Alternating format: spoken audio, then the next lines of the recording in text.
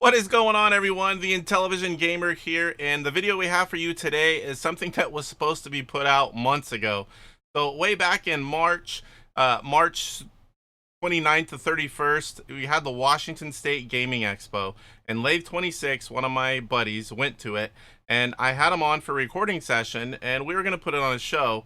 Well, that show that he was on ended up running way long, and we didn't want to drop a 30-minute video at the end of that. It was already really late for most of us. And so it was supposed to go in another show, then it was going to go in a video only form and not on the show, and then it kind of got forgotten about. And then once I remembered it, my computer was so full of all these YouTube videos that I had to purge it. And so then I didn't have it even on my computer, and I forgot about it again. So fast forward to months later, and now we're going to release it as a video and show you guys all the footage that he, so graciously came on and recorded with me for it. So without further ado, we're going to get into that video, and I hope you enjoy all this footage from the Washington State Gaming Expo. Okay, before we get into the video footage, I wanted to show you guys their social media, and this is the website. This event was held March 29th to 31st earlier this year in Washington. And it is, again, the Washington State Gaming Expo. You've got a lot of different things here. It's a variety of gaming goodness. Everything from games, pinball machines, tabletops, board games, I believe. Some of the guests.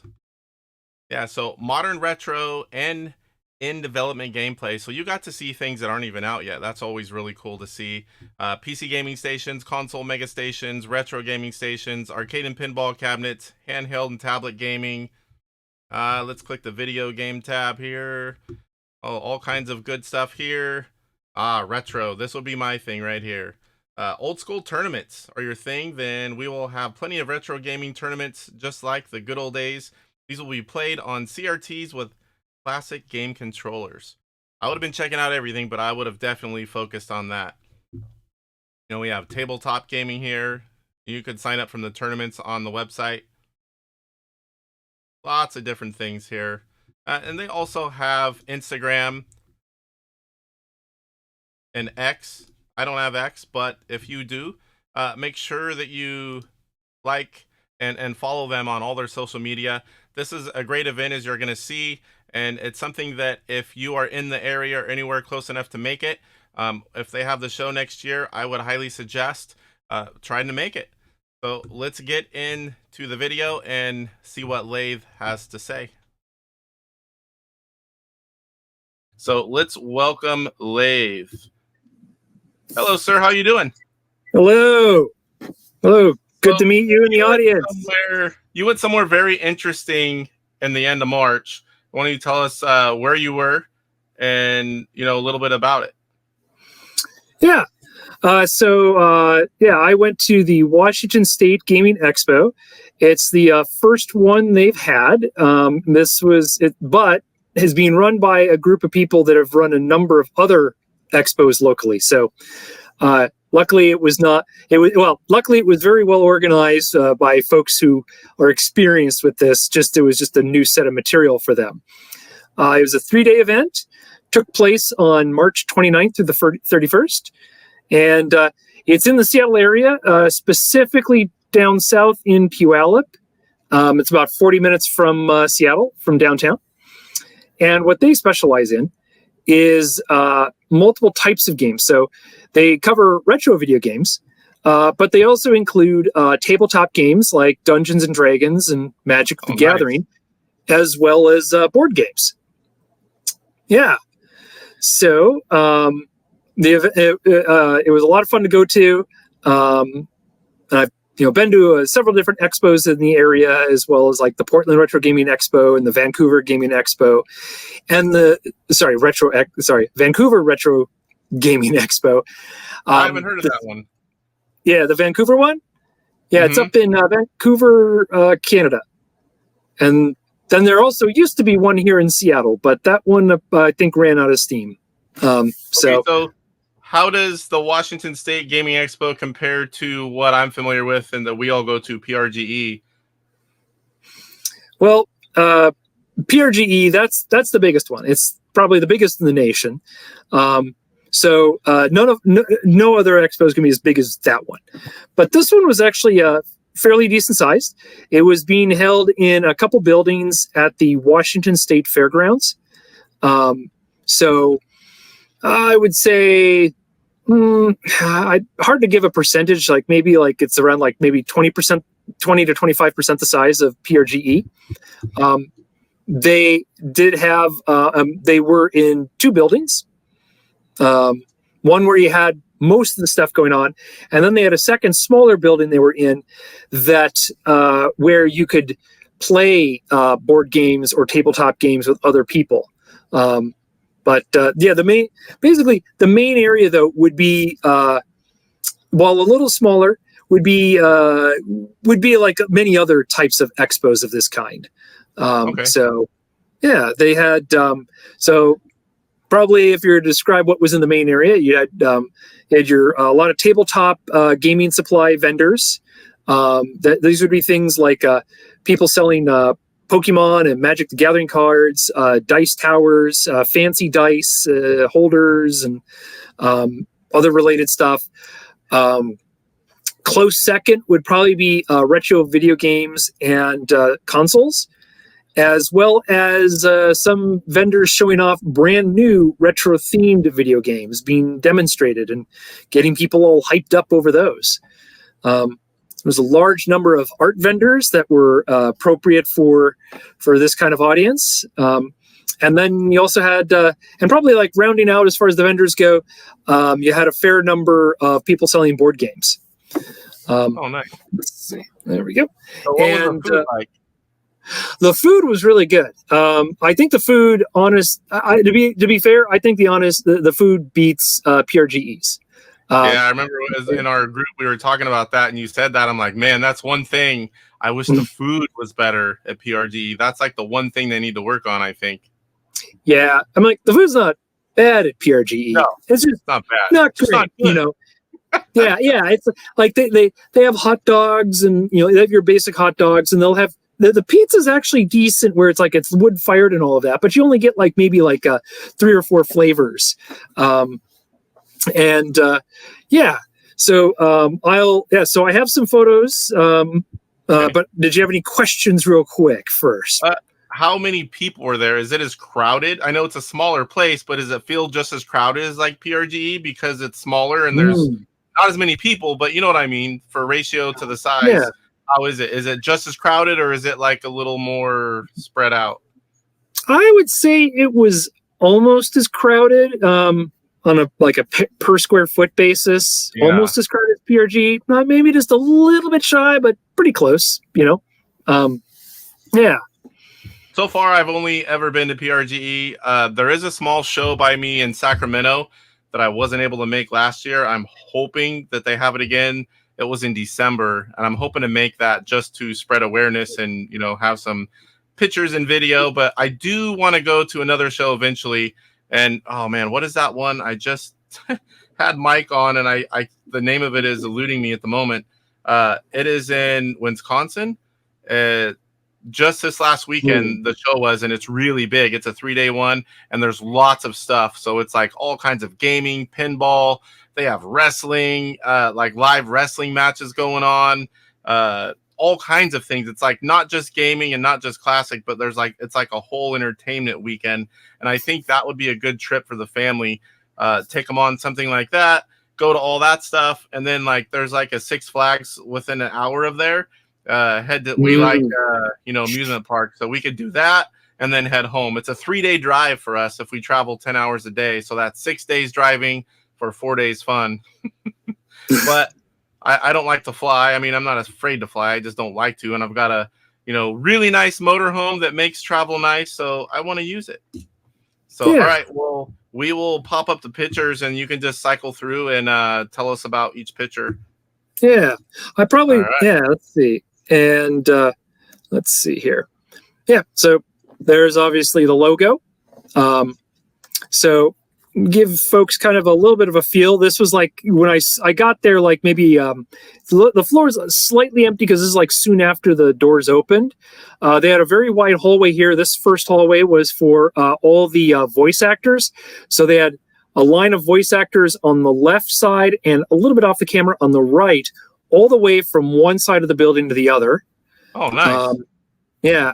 And then just to kind of, and then this kind of goes down part way down. So not the best photo, but here's a look down one of the aisles that had various vendors and such with items for sale. And we got another aisle here. You can see a little bit like here's some of your card games like Magic and similar type card games. Halo is fairly well represented up here in the area just because of Xbox. From Microsoft is headquartered here, of course. And let's see what else we have. Of course, I did spot an Intellivision for sale in the wild. Now, is that 80 or is it higher than that? It's 80. Okay. And I was talking with some folks and they were kind of like poo-pooing the price and joking about why is it always the vendors who put the controllers in backwards that price them as $80 and up. Only one of them backwards. yeah. So it's like you only got it half wrong there. But joking aside, if just $80 is actually not that bad of a price if you kind of consider, on eBay. Yes, you can buy the console for cheaper, but then you got to pay for shipping. So $80 is around average. If you look around, you can get a better deal with games included. But 80, just from checking just before the show, 80 seemed about in the ballpark of a reasonable sold price when you include shipping costs. And us Intellivision guys, even if that was the only one and we have 10 of them and we don't want to buy it, we still love to see Intellivision stuff at a place. Absolutely. Yay! Yes. Did find some Intellivision games for sale. And interestingly, that copy of Star Strike is sealed. Oh, wow. Yeah. And so I did not. Funny little story. Last night on the show, I was playing a game challenge with Sibling Rivalry, and I opened up my advanced Dungeons and Dragons, and I'm pretty sure it was the Star Strike manual that was in there, and I opened it so I could get the manual out. I've never went through all my 125. Now I have tons of the game. It won't be an issue, but I'm like, really? The one in my 125 behind me on the wall, and it doesn't even have the right manual in it, and I'm pretty sure it was the Star Strike. So right now it was taunting me. Oh, man. Oh, I bet you that Dungeons and Dragons, that's got to be in this one right here. And the interesting thing is this seller not only had a sealed Star Strike, but they had 4 other sealed games in the set. Now, most of the games in this set, like you're going to find at most expos for the Intellivision, is probably going to be the commons. Well, because, per the name, they're common. But they did have like Space Battle and Sea Battle. Those 2 were sealed, as were a Triple Action and there was a different Star Strike. So I think this one is the Mattel. I think the earlier blue one. Let me check. Was that the someone will correct me. I'm not the expert on different versions, but this one might be one of the in one of the post Mattel copies. Being light blue. Yeah, it says I don't see Mattel on there. That might be the Intellivision Inc. Yeah. It's not. Yeah, it doesn't look to be a gatefold. See how the gatefold's bigger on the bottom? Yeah, and the gatefolds are usually like a quarter-inch taller too. Yep, and it says Mattel right below Star Strike. The other one I'm pretty sure is Intellivision Inc. Yeah, and if not them, it'd probably be Intellivision. Yeah, it would probably be Intellivision. He's going to give us crap if he sees this that we didn't know for sure right away. Oh, he'll be able to. He'll probably tell us something like, "Wait, that one has. You should have checked the back to see whether or not it's got the Spanish manual in there from Spain, not the one from Mexico." Yep. They printed in Singapore versus printed in Hong Kong sort of boxes. Oh boy, yeah. Let's see. So also, what was mentioned is there was art. Alien versus Predator. Yeah. You got a female Predator there too, so she's taking care of business on that Alien. How big was that? This was probably it was probably about a foot, between probably about 15 inches tall. Yeah. Okay. You know, it was decent sized. And I think this one was custom, so this was not something you could purchase as terms of like this was not mass produced, I should say. One yeah. off. Yeah, and then there was another one who was doing a bunch of posters. He did a gender flip version of Candyman, you know, that horror movie from the 90s. That was that I have a soft spot for that movie because I thought that one was. I'm not into horror movies, but I really liked that version of Candyman. You know, so that was like that one really caught my eye. Let's see. Then we have a nice little laser cut wood little. I guess it's a dice box or put whatever you want in there, and it does hinge and open, so you can put stuff in there. My son would love that. He loves little boxes and chests and anything that he could put stuff in. Yeah, my wife's the same way. I took this picture, was texting it to her. It's like, you want this one or the purple one? And she's going like, oh, I hate you. I don't need more stuff. I never say that I don't need more stuff. Yeah, it's true, but I don't say it. Yeah, I'm at the point I say it, but I don't always follow through. I'll never follow through. Yeah. Then we had like a life-size wood carving of the Mandalorian and Grogu, and if I'd done a better job, I'd be able to that QR code in front of Grogu would be scannable. And I see, is that Boba Fett in the back? Yes, it is. And let's see here. Yeah. Boba Fett. Oh boy, I can't think of the name. PlayStation game, God of War. Yes. Yeah. And then over here they had like this little wooden thing here on the left side. It says, "I take hot showers to practice burning in hell." I see that one on the right. Yeah. We'll just not say that one for sake of YouTube. I like your channel. Let's not get it. Let's still not get strikes on that. Yeah, I don't want strikes. Let's see. And then here we got a Gothic R2-D2, complete with the Jabba the Hutt serving set there. I guess technically an R2-K2. Looks like he's captured Grogu there. Let's see. We got Spaceballs, the light switch.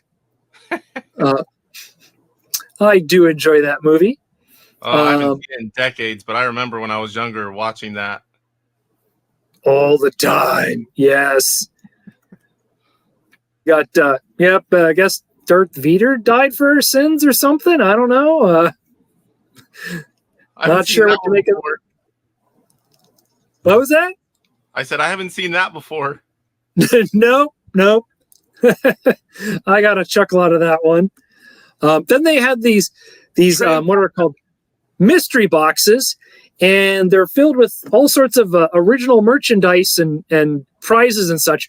But the box is like it's $60, and you don't know what you're going to get. Now that I like Transformers, you know, like I had the original Megatron back in the day. My younger brother had the original Optimus Prime, but they had all other kinds too as well. Like they have, you can see Jim Henson's Labyrinth there. Yeah. I had a few Transformers, but nothing big. I have a pretty close racing buddy friend that he collects these like we collect Intellivision stuff, and he'll tell me like this one is this and it's this and it's this much. I'm like, you're crazy spending that kind of money, and he'll say like, what do you buy? Fair enough. He would have had a fun time here because there was someone actually selling Transformers and G.I. Joe action figures there. And I was going like, oh, I want to get some, but I don't need to start collecting another thing. Another rabbit hole. Yes. I do RC racing and gaming, and there's no more time, money, or effort for anything else besides family and work. Yep. Let's see. Then there was some more art that they had there. My wife was tempted on that one, but she went, I'll let her pass, but I'll hate myself tomorrow for passing, sort of thing. Let's see. Talking about the food. Yes. So it's like, this was just like, so there was multiple places selling different kinds of food. We had like a Hawaiian specialty food here, like spam musubi. I do enjoy that. It's a very simple item, just spam, rice, and a little bit of the seaweed wrap around that.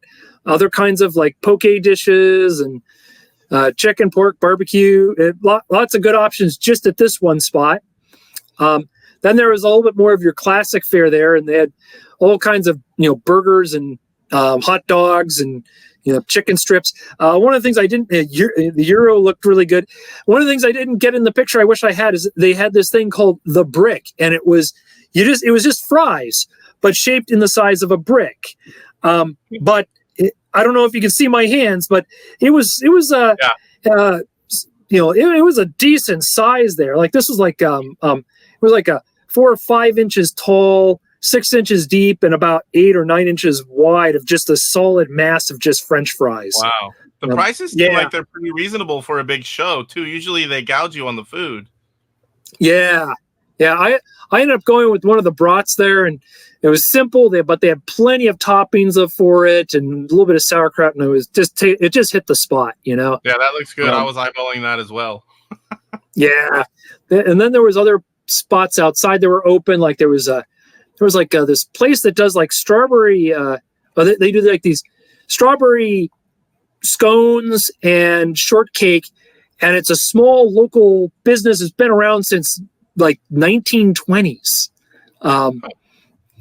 Then there was like a boba tea place that was outdoors, and then there was like pizza available, and then they had like beer, wine, and spirits. That's mine. Yeah, so you could like they had like they had various Budweisers down here, but they also had like wine and some simple cocktails. I was tempted, but the thing is I drove there and I have to drive back, so I'm kind of going like, I wasn't. Yeah. I never do that if I'm driving. That's a great thing about PRG. We just walk across the street. Yes. I do like that. Let's see. I think we're getting close to where I have some videos here. Okay. Yes, here we go. This is just here, I'm going to stop this and I'll restart it in a second here. This is the one side where they had just voice actors from the Halo video game. So you'll see a lot of pictures of Master Chief here. So just wanted to intro that so people got at least an idea of like they're the guy who did voice Master Chief, and they had like, and I do like this last person here in the list here. You got the Jeff, voice of God, sort of thing. Yeah. And not only did they have like all these vendors and the voice actors there, they also have your other typical places, like you have your upright video arcade games, pinball, competitions for Tetris that you can watch. Do they do Tetris competitions at every single show? It does seem that way, yes. Every year at PRGE, now this one, I'm like, is that just a thing? It seems to be a popular one. I think it might just be the accessibility of Tetris, and also there's there's also that version of Nintendo Tetris that got I think they got eventually sued, where you could do 2-player Tetris against that. So player against player for Tetris. So that makes it really, that version invites it for competition. Yep, definitely. Yeah, and I got one more video after this one. This is over like in the next video is over in the play area where all you have the arcade games. I probably moved the camera too quick on this one. And you can see like there's a pile of upright video games there. And then we got like console games that you could just play. Various modern consoles, well, mostly older consoles, PC games. I think might get to see where they had the Tetris competition, maybe not. Okay, we got the back of the vendors there. Got your those figurines. What is it? The Funko Pop dolls. And that earlier Transformers mystery box. That what you're looking at there. That's the store that had all of those different kinds of those mystery boxes there. My buddy so you PJ realize how Smith, my bowling teammate, he loves those Funko Pop things. He has a ton of them. Before him, I didn't even know they existed, what they were called. I might have seen one, but I didn't know what they were. He has a wall of them, like what you see behind me for Intellivision. If you want to tease them a little bit, just tell them that Funko Pops are modern day Precious Moments dolls. You'll be watching this, I guarantee it. So he'll hear it. I don't have to tell him. You just did. Oh, awesome. I will tell you, when someone told me that, I groaned too. So it's like I've already experienced the pain and now I pass it on. Yeah.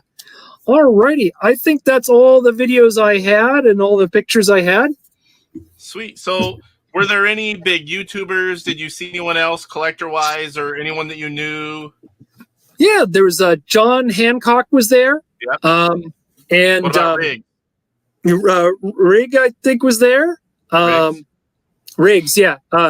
Let's see. And yeah, there was a couple other folks I recognized, but I don't follow a huge number of the YouTube folks. Those like are the only I know two. of, Those are the only two that I can name. Big YouTubers. I mostly watch small YouTube channels that kind of have our own little community, and I like that better. What about Salvador? Do you remember Salvador? He was up there with myself and Papa Pete. He lives close up in that area, so I didn't know. I forgot to ask him. I didn't know if he was going to go to that. I'll have to ask him about it. Yeah, there's a medium-sized community here just in Seattle for a lot of those YouTubers. I got Metal Jesus Rocks, Riggs. I know that one. Yeah, we got John. John Hancock's not Seattle. He's much further south, down in Cowlitz. But Riggs is up that way in Washington. Yeah. So we got. So what about do they have rooms where they have like panels talk or any of that stuff? Yeah, they did have some panels. I didn't get the chance to go check any of them out, but yeah. The only and I haven't been to one of those. And we're at the booth helping, and then I'm buying stuff. I always mean to go check out at least one or two of the ones that interest me the most. But I'm gonna try to do that this year because I have not been to one. I've done a number of those, and also PRGE. They had a booth at this event as well. Oh, nice! So the show had a booth at another show. Yeah, that's actually not that uncommon to do. Like at PRGE, I think there was another. There was like some other expo that was there that had a booth, and it's kind of like they're there to kind of like drum up excitement of like, yes, enjoy your time here at this expo, but in 3 months, come check us out in blah blah blah. I was going to say that basically promotion, promoting your own show. Yeah, and it usually ends up being this sort of like mutual beneficial thing. So like I wouldn't be surprised if the Washington State Gaming Expo people, I think they were at the last PRGE, and if they weren't, they'll probably be at the next one. So it's one of those things where they all kind of like help each other, because it's kind of like one of those like because they're not going on at the same weekend, they're not competing with each other. Yeah, it's good to do that. It's good to do that. It brings awareness. More people will go to both of them because of that. I like when they do stuff like that. So anything else that you can think of before we close it out? Well, let's see. I was just going to add on, that's like the whole thing of them working together with them exchanging, who's at each other's boat. It's kind of like a rising tide lifts all boats sort of thing. Let's see. So I did talk with the PRGE folks. They are. I'm not going to make that. They're going to be making a tweak to how they run the panels. It's been kind of like a little minor annoyance I've had there, but I'm not going to make that announcement because number one, I'm not a representative of PRGE, and PRGE being so far off, it's a possibility that they may have to change it back, and I don't want to get anyone's hopes up or whatever. So, but I do recommend going to the if you get a chance to go to the panels, check them out. It can be a lot of fun. Probably better to check them out sooner than later, just because some panels have folks who were programmers back in the day, and unfortunately, we're getting to that point in history where some of these old programmers are passing away, or their health is no longer such that they can do these shows anymore. Like they want to do it, but it's like they just can't do the trip, or they. Yeah, you've got an So opportunity to see someone that's, you know, in the history, in the past of video game industry, and they're up there. Go see them, because you do not know if you're going to have that opportunity again. I'm so glad I got to see Keith Robinson when he was still around, because that was kind of a sad surprise when he passed on. Yep, I would have yeah. loved to be able to see him, Yeah. you know, meet him, and. But Yeah, well, so yeah, I would just say it was fun to go to, and it was the second convention 2 weeks in a row, because Seattle, tangentially related, had the Interim Computer Festival the weekend before. That was a very small thing for 70s, 80s, and 90s computers, but two that's fun probably weekends. it was a fun couple of weekends there. Sweet. Well, I'm sure you are too, but I'm really looking forward. Even though it's all the way in the end of September, I cannot wait for PRGE. I'm so looking forward to it again, coming out and hanging out with all of you and being part of the Intellivision booth, buying more goodies. You know, just the grand scheme of that show is just, I look forward to it. As soon as we leave, I'm already counting the days to the next one. Ditto. I actually booked my hotel the weekend after PRGE was over, so I already. Yeah, I remember you were the first one. Yep. I was kind of waiting, because they said, oh, they're going to put out an official link and it helps them out if you go through them. But it's like, it never came. So finally, I just went, I'm not going to not have a room. Yeah. So yep. I grabbed it.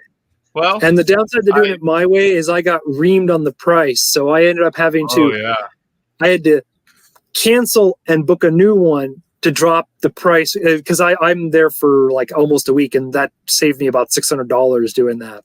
But nice. Yeah, I would do that too. Yeah. All right, sir. Well, I really thank you for coming on and telling us about your experience at the show.